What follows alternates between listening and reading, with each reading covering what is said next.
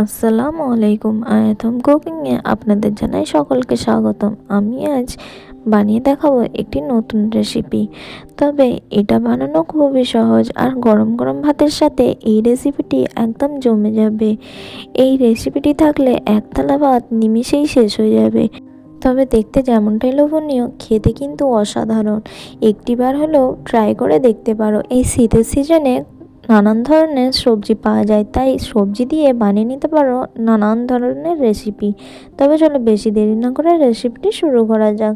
Recipe শুরু করার আগে প্রত্যেকবারের মতন অনুরোধ জানাই, রেসিপিটি ভালো লাগলে প্লিজ লাইক কমেন্ট শেয়ার করে, যারা আমার চ্যানেলে নতুন চ্যানেলটিকে সাবস্ক্রাইব করে পাশে থাকার জন্য অনুরোধ জানাই।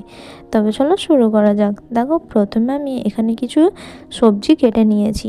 এখানে আছে সিম, আলু, মূলো, বেগুন, টমেটো।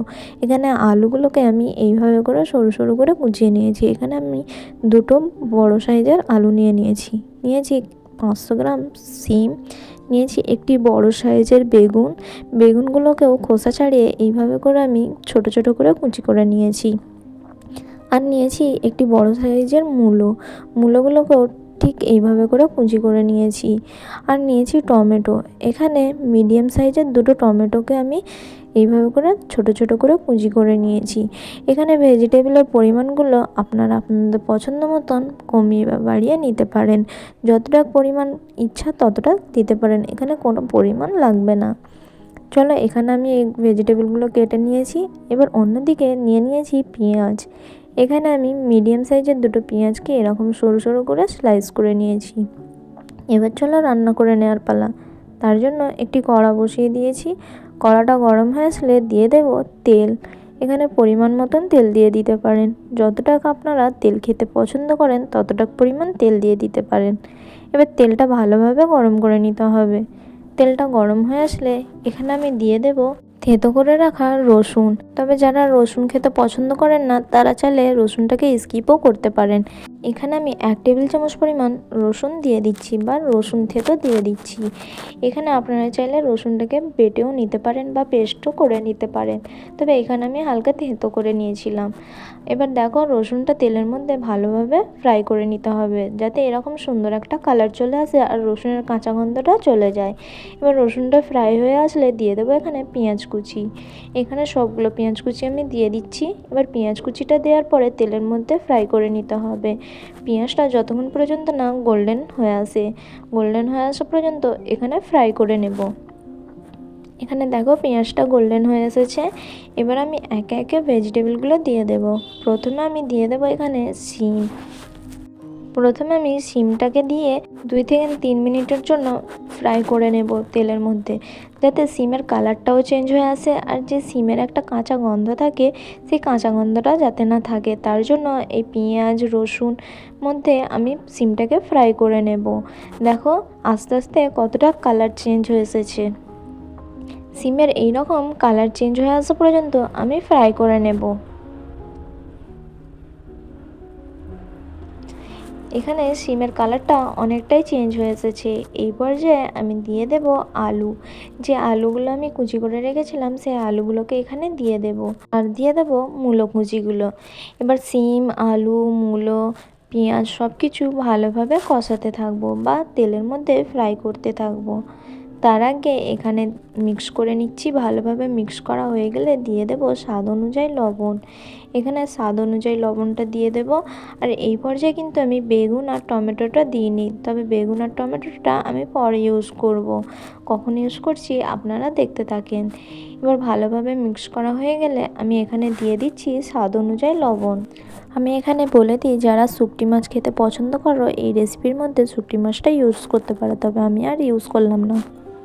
এবার লবণটা দেওয়ার পরে আবারও আমি কষাতে থাকবো হাই ফ্লেমে, যতক্ষণ পর্যন্ত না এই সবজিগুলো থেকে পানি ছেড়ে আসে। এখানে ভালোভাবে লবণটা মিক্স করা হয়ে গেলে আমি এটা কষাতে থাকবো।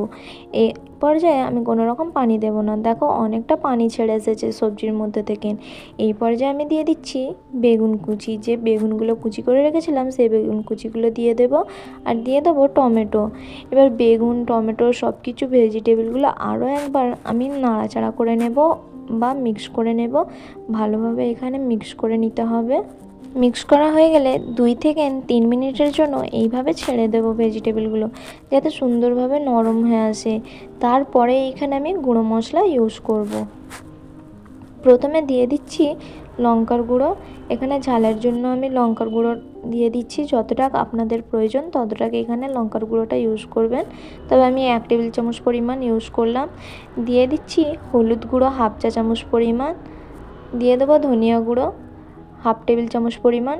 আর দিয়ে দেবো 1 টেবিল চামচ পরিমাণ জিরে গুঁড়ো। জিরের গুঁড়োটা একটু বেশি ব্যবহার করছি, কেননা ভেজিটেবলের মধ্যে দেখবেন জিরের গুঁড়োটা খেতে খুবই ভালো লাগে, জিরে গুঁড়োর ফ্লেভারটা। এবার সব কিছু মশলা দিয়ে ভালোভাবে কষাতে থাকবো। আপনারা নিশ্চয়ই লক্ষ্য করে দেখেছেন এই পর্যায়ে আমি কোনো রকম পানি ব্যবহার করছি না এখন অবধি। এটা যখন কষাতে থাকবেন তখন দেখবেন এর মধ্যে থেকে অনেকটা পানি রিলিজ হচ্ছে, সেই পানি দিয়ে এখানে কষানো হয়ে যাবে।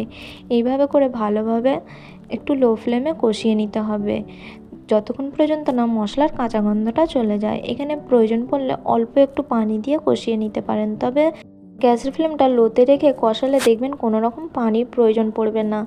এইভাবে শুকনো শুকনো করে কষিয়ে নিতে হবে যতক্ষণ পর্যন্ত না মশলার কাঁচা গন্ধটা চলে যায়। শেষে যখন নিচে লেগে আসবে একটু একটু, তখন একটু অল্প একটু পানি দিয়ে আমি এটাকে আবারও কষিয়ে নিচ্ছি 3 থেকে 4 মিনিটের জন্য। দেখো কত সুন্দরভাবে এখানে কষানো হয়ে গেছে। এবার মশলার কাঁচা গন্ধটাও চলে গেছে। এবার আমি দিয়ে দিচ্ছি এখানে পরিমাণ মতন পানি। এখানে খুব বেশি পানি ইউজ করবেন না, এখানে অল্প একটু পানি যেন মাখো মাখো হয়ে থাকে, গায়ে গায়ে লেগে থাকে, সেই পরিমাণে এখানে পানি দিয়ে দিতে হবে। এতটা পানি দেবেন যেন এই সবজিগুলো সিদ্ধ হয়ে যায় আর মাখো মাখো হয়ে যায়। এই রেসিপিটা একটু মাখো মাখোই খেতে ভালো লাগে আর দেখতেও ভালো লাগে। দেখো এখানে আমি পরিমাণ মতন পানি দিয়ে দিয়েছি। এবার ঢাকা দিয়ে লো ফ্লেমে আমি এটা ভালোভাবে রান্না করে নেব যতক্ষণ পর্যন্ত না সিদ্ধ হয়ে আসে। দেখো এখানে এবার আমি দেখিয়ে দিচ্ছি যে কতটা সুন্দর আর কতটা লোভনীয় লাগছে দেখতে, তাই না?